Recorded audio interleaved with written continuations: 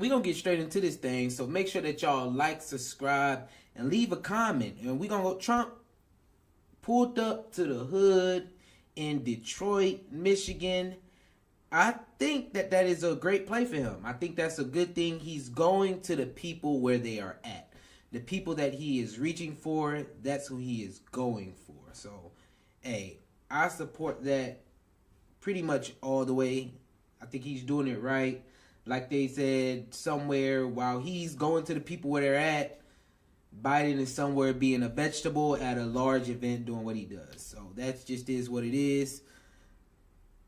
Hey, we're going to go ahead and get right on into this thing. Let's see what they got to say about Trump. Like I said, he pulled up to the hood. So he met people where they was at. Let's go. We've done more for, and I say this, I say it proudly, more for the black population than any president since Abraham Lincoln. That's a big statement. Is that true? Is that true? And crooked Joe Biden has done nothing for you except talk. It's only talk. He's been the worst president for black people. Under Biden, real wages for African-American workers are down 6%. We lifted 6.6 million people out of poverty. Black Americans saw their largest increase in home ownership on record. Former President Trump slamming Biden's record with black voters in Detroit as the two candidates are neck and neck in the key swing state. Our next guest joins us live from Detroit, where he spent a few hours with Trump at yesterday's event. It's Michigan Congressman John. Before he goes, y'all know Trump be throwing out facts. And you got to fact check Trump, yo. You have to fact check, not just Trump. You have to fact check politicians. They all be lying about their stats. They don't lie about their stats. They twist their stats to fit into them. I don't know about the first fact, but I know his second one with the home ownership. Black home ownership has been going up year after year for decades at this point. So it going up during Trump, it's not surprised. It was going to happen no matter what. It's been on trend. Now, when a president actually has black home ownership go down, that's when we need to question that president. But yeah, they were doing the best when really the system has black people moving up and going to own more homes anyway.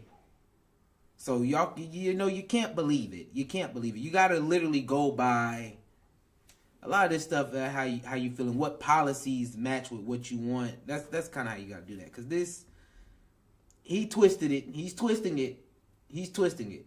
It's true, but the way he, saying that it, trust me, it kept going up. Even with Biden, black home ownership is at an all-time high. And trust me, Biden probably will say that. But it was at an all-time high during Trump. It was at an all-time high during Obama. On and on and on and on. It's just always going to be at an all-time high because that's just the way that black people are progressing as a whole. So, yeah. James, who joins us now. Congressman, thanks for being with us. Hey, thanks for having me back on. You bet. You hear Trump's message to the black voter. We see some polling suggests he's really starting to resonate to some extent with the black voter. What do you think about that in Detroit as a possible effect for the way we see Michigan go in November? And look, in 2016, Donald Trump came into Detroit and asked black Detroiters what we had to lose. 8 years later, Joe Biden has shown us. President Trump came back to the hood with the receipts. He went back in, he talked about rising crime. He talked about rising interest rates. He talked about rising inflation. All things that hurt black Americans the most, hurt all Americans, but hurt black Americans the most. And Pastor Sewell, I think, made a very appropriate point that President Trump was in the neighborhoods. Joe Biden goes to a big special dinner at the NAACP, and I'm not even sure President Obama even visited the neighborhoods in Detroit. But President Trump once again is showing up. Republicans are showing up, not just with FaceTime, but with better policies than the Democrats. Well, this is what you're referring to. Lorenzo Sewell, the senior pastor. See, I'm telling y'all, it's a difference. Like right now, I feel like there is definitely a shift within the black community going on. We aren't as sheepy as we used to be, I feel like, because we automatically, I think the Republicans feel like they have a chance with black people now. That's what I think. I think they feel like they have a chance with black people, which this isn't the first time they felt this way. You know, the civil rights, that was a bipartisan thing. People don't want to say that too much, but it was bipartisan, which means that Democrats and Republicans had something to do with that. But I feel like right now they feel like they have a chance with black people, and that's why they're putting the extra effort into actually meeting with the black community, seeing what the black community needs, checking in on us, seeing that, because they see the opportunity with that. And that's I feel like the power we have when we just don't give it all away from the jump.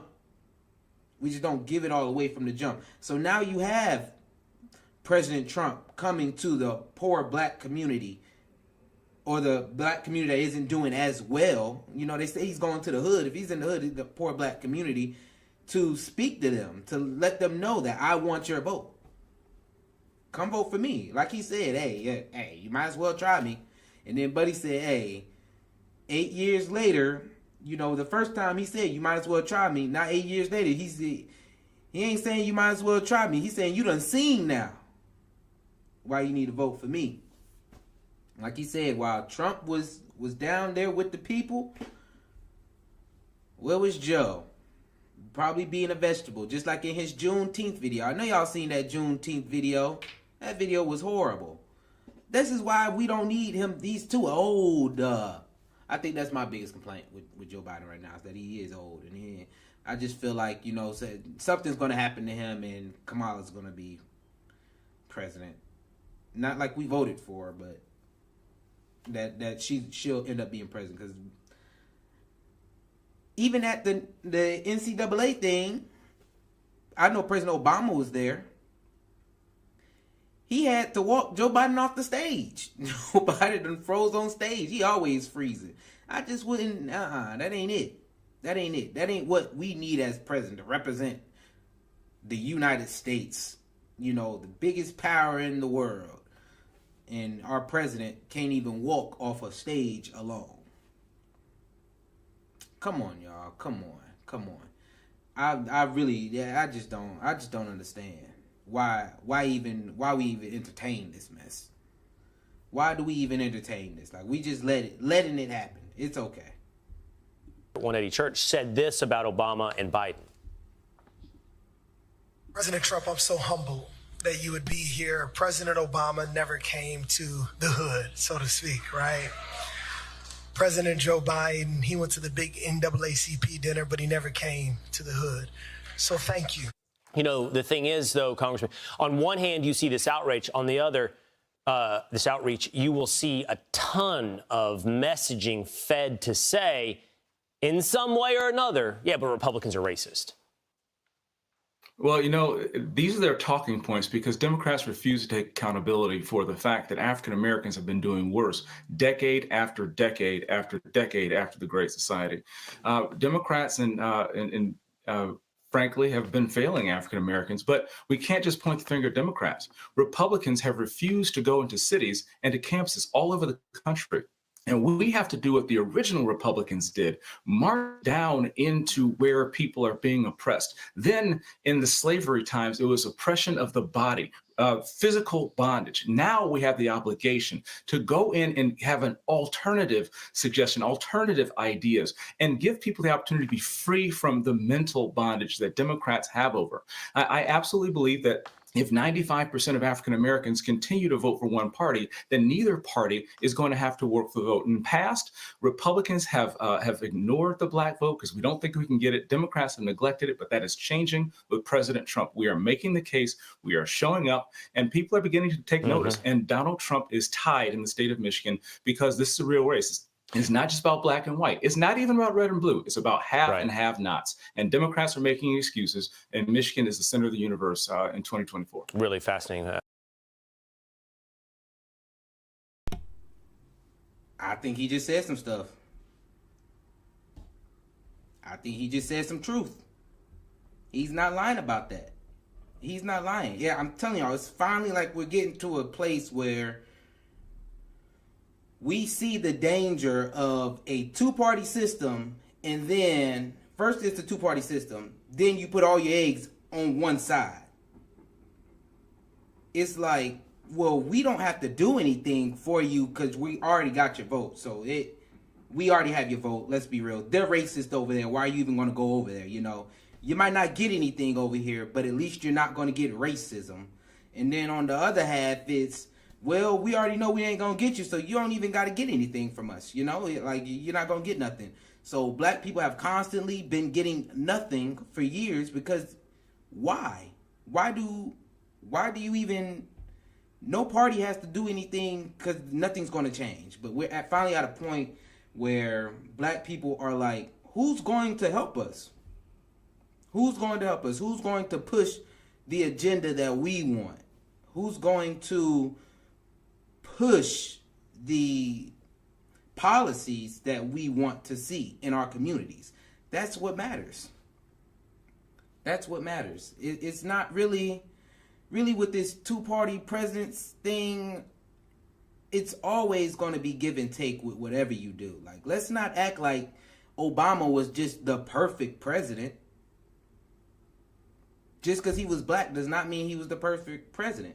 And that goes with any president. No president is going to be perfect. I don't care what you say. You're going to agree with some and you're going to disagree with others. So now it's like, I'm to a point where I'm old enough. I see this. You know, I voted like twice for presidency. So now I'm at a point where it's like, I really need to sit down and look at where I see my future going and what policies are going to be implemented in the next cycle that will help me get there. That's my biggest thing. And if you're doing the extra things to get me there, thank you. Thank you. I appreciate that you're going the extra length to try to pick me up and get me on board with what you have going. And that's what I feel like the Democrats are definitely missing out on. Like I don't feel like they're trying at all. Like I said, they're still running with Biden. And it's supposed to be a presidential debate going on in July. And then we'll see. Then for sure we'll see. Because if Biden can't hang on out there, then boy, I don't think it's going to be good. I don't think it's going to be good. If Biden can't hang on out there, it is not going to be good. But he definitely telling some truth right there. Telling some truth. And I appreciate that truth. Let's keep this thing rolling. Way to say it, you know, to transition from physical bondage into modern day mental bondage. You also said this on X in honor of Father's Day. You tweeted the following: "My dad couldn't attend college across the street from his house because he is black. Today, his grandson, his namesake, sat on the dais with me on the most powerful committee in Congress. God bless America. Still the only nation where a family can go from emancipation to energy and commerce in just a few generations." Pretty incredible.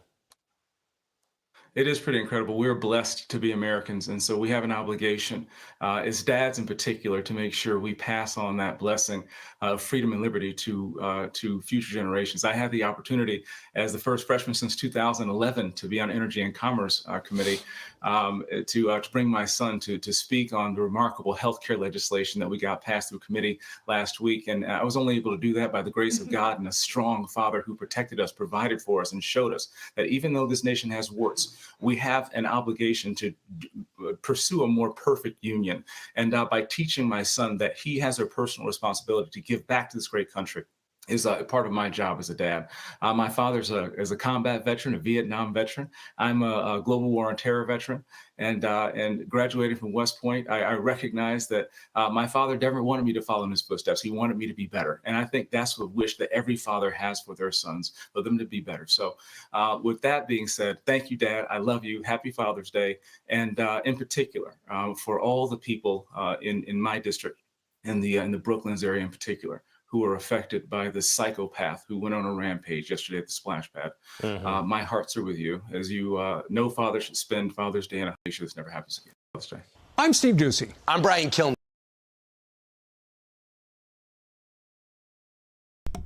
Well, that was the end of that. Like you said, he ended off with Happy Father's Day. I don't usually watch the videos all the way through when I start, so I didn't know that he went into Father's Day. But yeah, Trump is definitely meeting people. I think the Republicans, they have a great plan that they are following right now to get the black vote.